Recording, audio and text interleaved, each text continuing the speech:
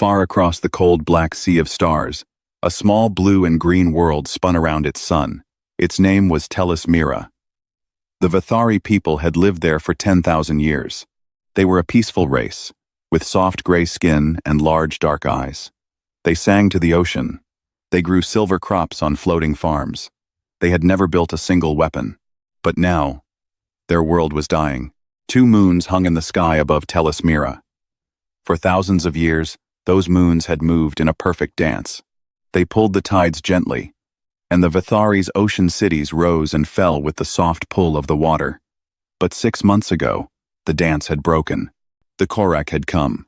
The Korak hegemony was a brutal empire that lived by taking. They had giant ships, sharp claws, and no mercy. They had found the Vathari's moons, rich with rare metals, and so they had begun to dig. Their huge mining ships tore into the moons day and night. Pieces of rock and dust fell into space. The moons grew lighter. The dance grew uneven. The Vathari scientists ran their numbers again and again, hoping for a different answer. But the answer was always the same. In 10 months, the moons would crash together. The pieces would fall on Tellus Mira like burning rain. The oceans would boil. Everyone would die. So the Vathari did the only thing they could do. They sent a message to the stars. The signal went out across the great galactic relay network, the web of beacons that carried messages between the older races. It was a simple message, sent in many tongues. It said, "Please, help us. We will die without you." The message reached the concordat of elder races. 7 great civilizations gathered in their floating hall above the central world of the galaxy. They had ruled the stars for many ages. They had ships that could swallow planets. They had weapons no one had ever seen used. If anyone could save the Vathari, it was them. The Vathari sent their best speaker to plead for their lives. Her name was Yenutas, and she was very old. Her gray skin had turned almost white with age. She stood in the great hall before the 7 thrones, and she bowed her head. "My people are dying," she said softly. "We have no army. We have no ships of war. We ask only for help. Any help. Please." The Iluvani spoke first. They were tall beings made of soft light, and their voices were like music. "Dear Yenutas," they said, "we feel your pain, but we have rules. We do not get involved in the troubles of younger races. It is our oldest law." The Threshi collective spoke next. They were many minds that shared one body. "The Korak are too strong," they said together. "To fight them would bring war to all our worlds. We cannot risk so many for so few." The Moran Synod was last. They were robed priests with 3 eyes. "We will pray for your people," they said. "We will build a great memory of your race. Your songs will be remembered. Your art will be saved. You will not be forgotten." Yenutas felt something cold settle in her chest. They were already speaking of her people as if they were dead. She tried to argue. She tried to plead. But the elder races had made up their minds. She walked back to her ship with empty hands. As the Vathari ship left the central world, the message kept playing. It went out on every channel, on every wave, into every corner of the galaxy. The Vathari sent it again and again, hoping that someone, somewhere, might hear. The message traveled. It passed through busy space lanes, where great trading ships ignored it. It crossed empty deserts of space, where no ear could hear. It moved past the borders of the elder races, and went farther, into the wild edges of the galaxy. There, on the edge of nothing, sat an old buoy. It was a small machine, half forgotten, parked at the edge of a small yellow star system. The elder races had placed it there long ago to watch a young race they had marked as too dangerous, too loud, too strange. The buoy was supposed to be turned off, but someone had forgotten. The buoy caught the message. And then, because no one had told it not to, the buoy passed the message on. The message reached the 3rd planet of that small yellow star. It reached Earth. 3 weeks passed. On Tellus Mira, the moons cracked further. The tides grew wild. Whole cities had to be moved to higher ground. The sky at night now showed long dust trails where the Korak ships dug deeper and deeper. Yenutas sat on her balcony, watching the dying sky. Her grandchildren played below her, not yet old enough to understand what was coming. She had told no one, not even her own family, that the elder races had said no. She did not have the heart. Then her assistant came running. The young Vithari was out of breath, and his eyes were wide. "Speaker," he said, "a ship has come." Yenutas blinked. "A ship? From where?" "We do not know. The shape is strange. The metal is mixed. The engines are old. They are asking permission to land." Hope, that dangerous bird, fluttered in her old chest. She tried to push it down. Surely it was only a traitor, lost or curious. But she rose anyway, and she went to the landing field. The ship that came down from the sky was the ugliest thing Yenutas had ever seen. It was patched together from many different parts. Its left side was a different color from its right side. One engine was much bigger than the other. It looked as if it should not fly at all, but it did fly, and it landed gently. A door opened, a ramp came down, and out walked a creature Yenutas had never seen before. It stood on two legs. It had short hair on top of its head and pale brown skin. Its eyes were small and sharp. It wore a simple dark uniform with patches on the shoulders. Behind it came more of its kind, perhaps 10 in all. They looked tired and rough, but they walked tall. The leader, a female by the look of her, walked up to Yenutas. She placed one hand on her chest and bowed her head, an old gesture of respect that the Vithari knew well. "My name is Mara Vasquez," she said, in clear galactic standard. "I am the captain of the ship Perseverance. I come from a world called Earth." Yenutas had never heard of Earth. "Why have you come?" she asked. Mara Vasquez looked her in the eye. "Because you asked?" she said simply. And no one else came. Far above them, hidden in the dark, the watchers from the elder races saw the human ship land. They began to laugh. They sent messages to one another, full of jokes. They sent one ship, they said. One small, ugly ship, to fight the Korek. The little humans have no idea what they have done. They were right. The humans had no idea. But the humans were there. Mara Vasquez was 42 years old. She had grown up in a small town in the south of what used to be called Texas. Her grandmother had been a nurse during the last water war. Her grandfather had been a fisherman. Mara had joined the Earth Space Service at 19, and she had spent the next 23 years pushing humanity's small ships farther and farther into the dark. Now she stood on an alien world, looking up at two cracked moons, with the weight of 1 billion lives suddenly resting on her shoulders. She did not flinch. Yenutas led her to the great council chamber of the Vithari. It was a beautiful room, made of pale blue stone, with water flowing in narrow channels across the floor. The other Vithari elders gathered. They were full of questions. "How many ships do you have?" one elder asked. "One," said Mara. "For now." "How many soldiers?" 12. "We are not soldiers. We are a rescue crew. But we know how to fight if we have to." "How will 12 people and one ship save us from the Korek?" Mara was quiet for a moment. Then she said, "I do not know yet. But I know we are going to try. And I know more of us are coming." She did not say what she was thinking. She did not say that her own people back on Earth had argued for 2 days about whether to come at all. She did not say that some governments had refused to send help. She did not say that her ship had been built from spare parts, because no proper warship had been ready in time. She did not say that they had used personal money, donations, and favors to fuel her ship and feed her crew. She did not say any of it, because none of it mattered. They were here now. While Mara spoke with the elders, far away in the great galactic hall, the elder races were not laughing anymore. They were nervous. The Iluvani ambassador called Mara on a private channel. The tall light being's face appeared on Mara's wrist screen. "Captain Vasquez," the Iluvani said, in its musical voice. "I beg you, leave this place. The Korek will not allow this. They will tear your ship apart. They will kill you and your crew. Your deaths will mean nothing." Mara looked into the soft, glowing face. "Maybe not," she said. "But our absence would mean less." She closed the channel. Dr. Idris Cohn, the chief engineer of the Perseverance, had been studying the moons since the moment they arrived. He was a thin man with a quiet voice, and he had 3 different doctorates. He came to Mara's small office on the ship that night and laid out his charts. "The damage is bad," he said, "but it can be reversed.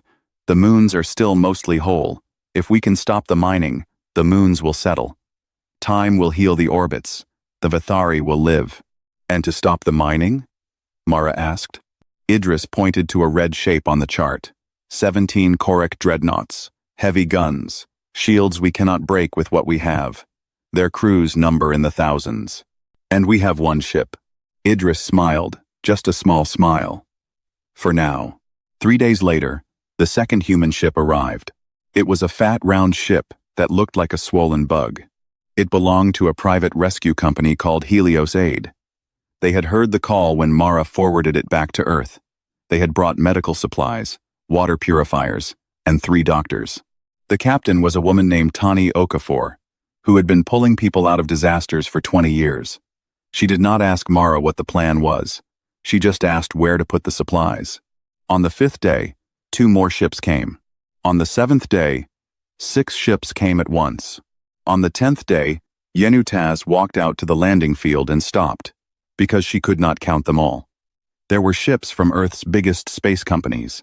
There were ships from religious groups, sent by a humanitarian order whose members believed all life was sacred. There was an old admiral's personal yacht, which had been refitted with guns paid for from his own savings. There was a university ship full of scientists who had argued their way onto the mission. There were small civilian ships, piloted by people who had simply heard about the Vithari online and decided to come. Yenutas turned to Mara, who stood beside her. The old Vethari's eyes were wet. "Who sent all of them?" she whispered. Mara watched as another ship dropped out of the sky. "Nobody," she said. "They sent themselves." Yenutas tried to understand. "But who is in charge? Who commands this fleet?" Mara thought about it. "I guess I am, sort of, because I came first. But really, no one is in charge. We will figure it out together." "This is madness," Yenutas said, but she was smiling now. Beautiful madness. That night, the human captains met aboard the Perseverance. They were a strange group. There were soldiers and scientists, priests and pilots, business owners and grandmothers. Some had never met before. Some did not even speak the same language without their translators. Mara stood up. "Friends," she said, "we have a problem. 17 Korak dreadnoughts. We cannot fight them straight on. We need to be smarter." Dr. Idris Kone stepped forward. "I have been thinking," he said. "The moons are damaged. The gravity is unstable. I think we can use that. The Korak cannot. Their flight systems depend on smooth gravity. Ours can be set by hand." A retired submarine captain named Henrik Olsen spoke up. "In deep water, we used to play games with sound and shadow. 3 dimensions. Up, down, sideways. The Korak fly in flat lines. We can dance around them." A young woman from a tech company added, "My team can write a code that randomizes our flight paths. The Korak's targeting AI will not be able to predict us, because we will not even know what we are doing until we do it." They talked all night. They argued. They drew on screens. They drew on napkins. They drew on the floor. By morning, they had a plan. It was a strange plan. It was full of holes. It depended on 100 small things going right. It was the kind of plan that no proper military commander would ever approve. Mara loved it. 3 days later, the Korak finally noticed. A fleet of 3 dreadnoughts broke off from the mining operation and turned toward Tellus Mira. The Korak commander broadcast a message to the human fleet. His voice was deep and full of teeth. "Primitive creatures," he said. "You will lower your shields. You will surrender your ships. You will be taken as slaves, and your race will be marked for harvest. This is the only mercy we offer. Refuse, and you die today." Mara opened a channel back to him. She did not raise her voice. She did not make threats. She just said, "No." And then she closed the channel, and she gave the order to fight. The first Korak dreadnought died in a way no Korak ship had ever died before. It came in fast and proud, expecting the human ships to scatter or beg. Instead, the human ships did something strange. They split into 3 groups. Two groups flew up. One group flew down. They moved in different speeds and different angles, and the dreadnought's targeting computer could not find a clean lock on any of them. Dr. Idris Cohn, working from a small science ship, fired 3 small probes into the cracked surface of the upper moon. The probes were not weapons. They were gravity sensors, repurposed. When they hit the moon, they created a small ripple in the unstable gravity field. The ripple grew. It traveled outward in waves. The Korak dreadnought, used to clean smooth space, flew right into the wave. Its engines stuttered. Its shields flickered for just a half-second. That half-second was enough. Henrik Olsen, the old submarine captain, had been waiting for it. His ship had moved silently into the shadow of the moon, just like a submarine hiding under a layer of cold water. The moment the shields flickered, his ship's old mining lasers cut deep into the dreadnought's side. The dreadnought split open. Its crew never knew what had hit them. The second dreadnought tried to learn from the first. It moved more carefully. It used its sensors more widely. It expected the same trick. The humans did not give it the same trick. They gave it a new one. A small civilian ship, piloted by a man who had been an aerial stunt performer back on Earth, flew straight at the dreadnought. He should have been dead in seconds. He used the dreadnought's own gravity well to slingshot around it, and as he passed, he dropped a string of small, simple bombs along the dreadnought's underside. They were not military bombs. They were mining charges, the kind used to crack open rocks. They cracked open the dreadnought instead. The third dreadnought was different. Its captain was older and smarter. He saw what was happening, and he turned to flee. He needed to warn the rest of the Korak fleet. He needed to tell them that these humans were not what they seemed. He never got the chance. The third dreadnought met a small, plain ship marked with the symbol of the Order of St. Francis, a religious humanitarian group from Earth. The ship was unarmed. It carried only food and medicine. Its pilot was a quiet man named Brother Tomas, who had spent 10 years feeding refugees on broken worlds. Brother Tomas had done the math. His ship, fully loaded, traveling at full speed, would do as much damage as a small missile. He had calculated that his death would save at least 800 million Vethari lives. He had decided that was a fair trade. He flew his ship straight into the dreadnought's engine core. There was no warning. There was no last speech. Just a quiet prayer, and then a great white light. The third dreadnought was gone. So was Brother Tomas. On Tellus Mira, the Vethari watched the battle on their screens. They watched ships smaller than a Korak fighter take down ships the size of cities. They watched humans risk their lives and lose their lives for people they had never met. Yenutas wept openly. So did her grandchildren. So did billions of Vethari across the planet. In the great hall of the elder races, the 7 thrones were silent. The Iluvani were the first to speak. "We did not know," they whispered. "We did not know." The Threshi collective tried to argue. "This is a trick. The humans got lucky. The Korak will return with more ships. The humans will be crushed." "Perhaps," said the Iluvani. "But did you see them? Did you see how they fought? Did you see the small ship that flew into the dreadnought?" "Foolish," said the Threshi. "Brave," said the Iluvani. "There is a difference." Back on Tellus Mira, the human fleet was celebrating, but only quietly.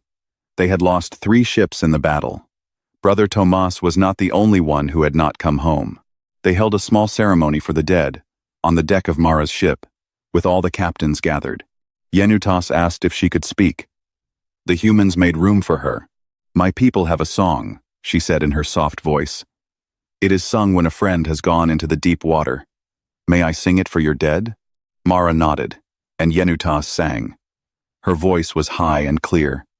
The humans did not understand the words, but they understood the meaning. Many of them cried. The old admiral, a man who had not cried since his wife died 10 years ago, cried. When the song ended, Mara stepped forward. "We will take care of their families," she said quietly. "Earth will. We do not leave our dead behind, and we do not leave their loved ones alone." A young Vethari child, the granddaughter of Yenutas, came up to Mara. The child was no taller than Mara's hip. She looked up, with her huge dark eyes. "Are you a warrior?" the child asked. Mara knelt down so they could be eye to eye. I am many things, she said. I am a daughter. I am a captain. I am a friend. Right now, I am whatever you need me to be. Is that all right? The child thought about it very seriously. Then she nodded. Yes, she said. That is all right. She wrapped her small gray arms around Mara's neck. Far away, on the Korak homeworld, a great rage was building. The Korak warlord, who had ruled his people with an iron claw for 40 years, sat on his black throne and listened to the report. 3 dreadnoughts lost. To primitives. To creatures the galactic records had not even bothered to map properly. He stood up slowly. He looked out across his great hall, at his generals and his nobles. They waited for his command, the way they had waited 1,000 times before. Bring me my fleet, he said. All of it. Every ship. Every soldier. Lord, his second-in-command said carefully, these are humans. A small race. A new race. Surely, a smaller force. All of it, the warlord said again, and his voice was soft now, which was always the most dangerous thing. And send word to all the worlds of the hegemony. We are at war. Total war. Until every human is dead, or the Korak race itself is gone. There can be no other ending. The galaxy held its breath. For the first time in 2,000 years, the Korak hegemony had declared full war. On a planet they could not find on most maps, 8 billion humans were about to find out. The news reached Earth on a Tuesday morning. The message came through every channel at once. Every screen lit up. Every radio crackled. People in shops, in schools, in fields, in kitchens, all stopped to listen. The Korak hegemony, an empire most humans had only just heard of, had declared total war on humanity. The elder races, watching from their great hall, expected one of 3 things. They expected panic. They expected fighting between Earth's many countries. Or they expected surrender. They got none of those things. Instead, the humans did something the elder races had never seen any species do. They agreed. Within a single day, the leaders of every major country on Earth held an emergency meeting.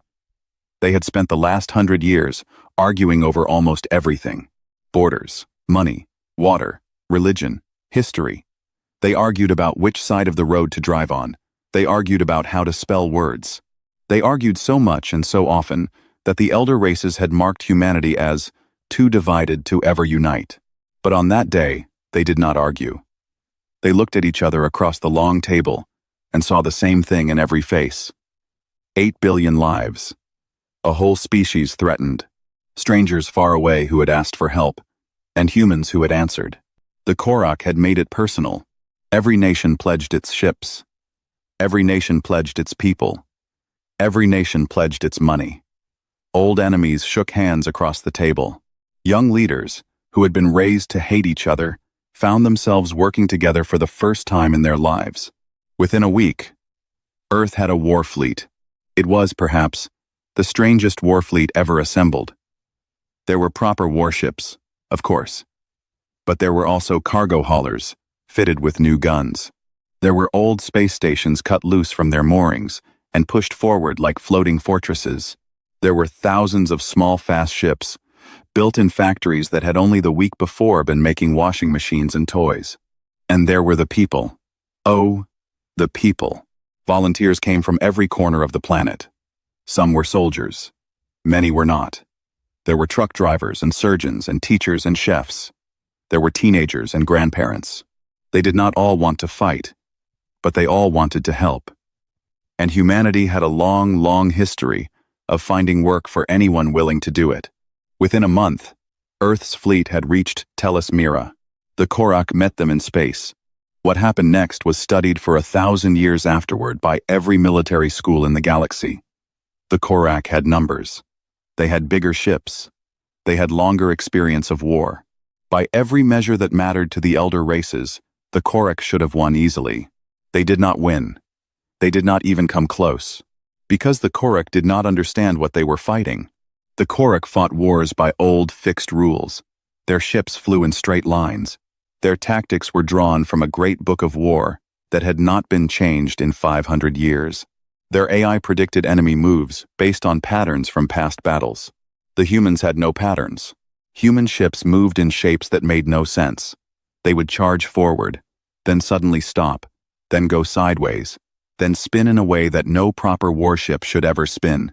The Korak's prediction AI ran calculation after calculation, and every calculation came back wrong, because the humans themselves did not know what they were going to do until they did it. Worse, the humans changed their ships in the middle of battle. A hatch would open. A welder would crawl out, even as the ship was under fire. 5 minutes later, the ship would have a new gun, or a new shield, or a new engine that should not have worked. Captured human soldiers were the worst of all. The Korak had built strong prisons, and they had centuries of experience holding alien prisoners. The humans broke out within days. Some of them broke out only to break into other prisons, just to free Vithari hostages who had been taken in the early raids.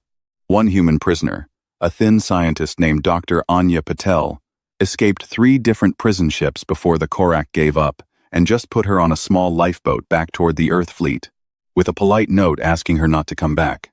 The Iluvani ambassador, watching from far away, asked the moron Synod a question. What kind of race fights wars by making it up as they go? The moron priest looked at the screen for a long time before he answered. The kind we should have made friends with, he said quietly. Long ago, back on Tellus Mira, something else was happening. The Vithari were changing. They had been a peaceful people for 10,000 years. They had no warriors. They had no soldiers. But they had watched the humans come for them. And they had watched the humans bleed for them. And something inside them began to wake up.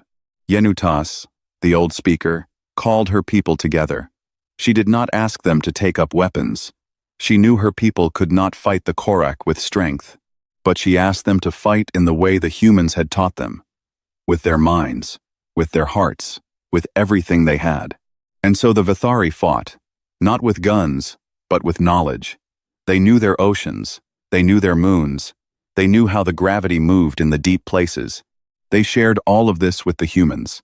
And together they planned attacks that no Korak commander could ever predict, because no Korak commander had ever lived in those oceans. Vithari technicians slipped onto Korak ships disguised as service workers. They cut wires. They jammed signals. They left small gifts that exploded later. Vithari farmers turned their food ships into floating bases for the human fighters, hidden among the harvest fleets, where the Korak would never think to look. Together, the humans and the Vithari pushed the Korak back. Slowly at first, then faster. The mining stopped. The moons began to settle. The dance, that ancient dance of 2 moons around a blue world, began, very slowly, to find its rhythm again. But the Korak warlord was not finished. On the 84th day of the war, the human fleet pushed deep into Korak space. They were trying to break the warlord's command ships, to end the war fast and save more lives. Mara Vasquez led the charge. Her old patched-together Perseverance now repaired and upgraded, but still ugly, still strange, still the same ship that had landed on Tellus Mira on that first day. The Korak had set a trap. 6 dreadnoughts hidden in the dust of a dead moon came up at once. They surrounded Mara's ship. Her engines were hit. Her shields fell. Her crew fought back, but the trap was too good. Mara gave the order for her crew to abandon ship. They argued with her. They wanted to stay. She told them, "If you stay, we all die. If you go, you live to help others. That is not a choice. Go." They went. Mara stayed. She tried to start the engines one last time. They would not start. The Korak boarded her ship. They took her alive. And the Korak warlord, who had been waiting for this moment for many long weeks, smiled with all of his sharp teeth. He had her now. The face of the human fleet. The first one who had come. The one who had said, "Because you asked." He would put her in chains. He would put her on every screen in the galaxy. And he would kill her where everyone could see, and he would teach the humans, at last, what it meant to defy the Korak.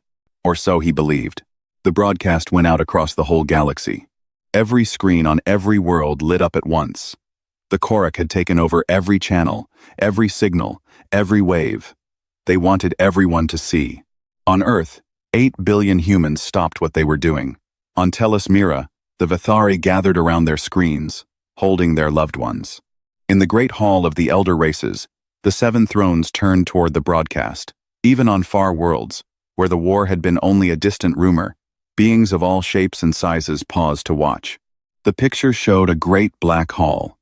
The Korak warlord stood at the center, huge and armored, his red eyes burning. At his feet, in chains, was Captain Mara Vasquez. She was bruised. Her uniform was torn. There was dried blood on her face. But she was sitting up straight, and she was looking ahead, not down. The warlord raised his great clawed hand for silence. "Hear me, all the worlds," he said in his deep voice. "I am Vorak, warlord of the Korak hegemony. Before me kneels the leader of the human fleet that dared to challenge us. She came to a world that was not hers. She started a war she could not finish. Now she will pay." He turned to Mara. "Human, speak. Beg for your life. Tell your people to surrender. Tell them to give up your world's location. Tell them to pay for what they have done. If you do this, I will let you live. If you do not, you die today, and your race dies after you."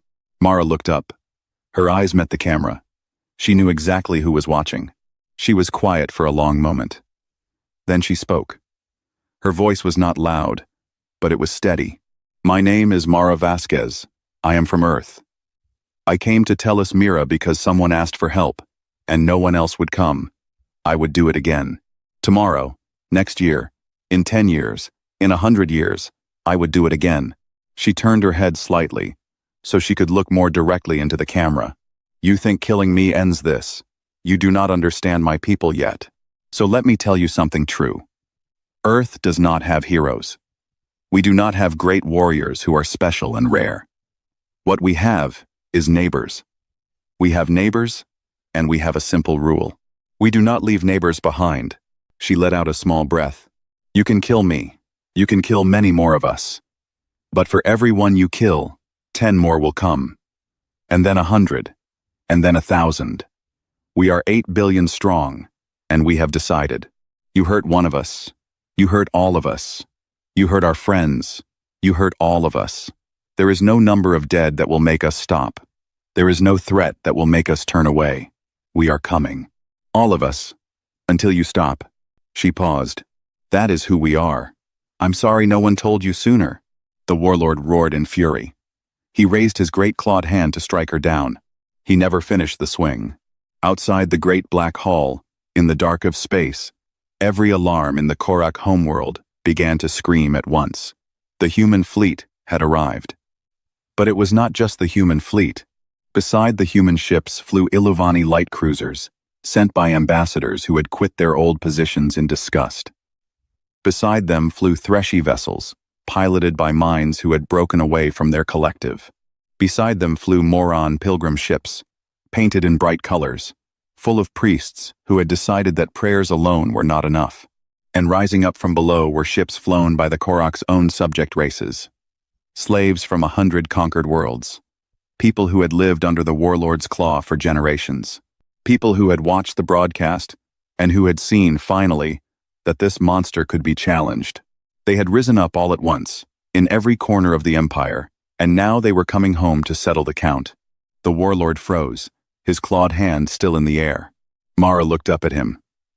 Her face was calm. "Your empire is gone," she said softly. "Your own people just heard everything you said. They have decided you do not speak for them anymore. I would surrender, if I were you." The warlord trembled with rage. For a long moment, it looked as though he would strike her down anyway, just for the satisfaction of it. Then his own guards put their hands on his shoulders. Old guards, loyal guards, guards who had served him for many years. They had heard Mara too, and they had decided. The warlord was led away in his own chains. The war ended within the hour. In the days that followed, the galaxy began to put itself back together. The Korak hegemony broke into pieces. Some pieces became free worlds. Some joined other groups. The conquered races went home.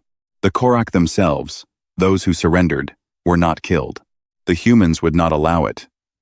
"They are still people," Mara said when she was asked. "They will face their crimes. But we are not them. On Tellus Mira, the moons began to heal. The dance, slow and steady, returned to its old rhythm. The oceans calmed. The Vethari sang again. The Concordat of elder races sent a great delegation to Earth. They came with gifts and treaties and a formal invitation. They asked humanity to take a seat among the great races of the galaxy. They offered the highest seat.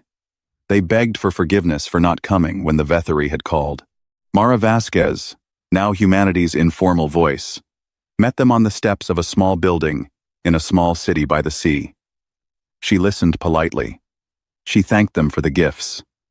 And then she gently said, "No, we do not want a seat at your table," she said. "Your table watched a whole people beg for help and called it a sad story instead of a problem to solve. We will keep our own table. Anyone is welcome at it who wants to do the work." The elder races went home, ashamed. Years passed. Earth grew. Earth changed. New ships were built, better than the old ones, but still ugly, still strange, still made of mixed parts. Earth's people kept their old habit, the simple rule, the one Mara had named on that broadcast. They did not leave neighbors behind. And one day, many years later, a new signal came across the galaxy. A small race, far from Earth, was facing extinction. They sent out a call for help. The Concordat met. The elder races offered prayers. But within hours, a familiar sight appeared in that small race's sky. A battered, mismatched, strange-looking ship dropped out of the dark. Behind it came many more, of every shape and size. The lead ship was piloted by a young Vadari woman. Her name was Siratas, and she was the granddaughter of Yenutas. She had grown up on stories of the day the humans came. She had decided, when she was very small, that she would do the same for someone else, one day. She opened a channel to the small dying world. She spoke in clear galactic standard, the same way Mara had spoken to her grandmother long ago. "You asked," she said softly. "We came." Far away, in a small house by the sea on Earth, an old woman with gray hair watched the news come in. Mara Vasquez was 84 years old now. Her hands were spotted with age. Her hair was silver, but her eyes were still sharp. She watched the rescue. She watched the Vethari woman lead the fleet. She watched the small dying race begin to live again. Mara smiled, and she closed her eyes, and she rested. The galaxy had finally learned what Earth had always known. The stars do not send rescuers.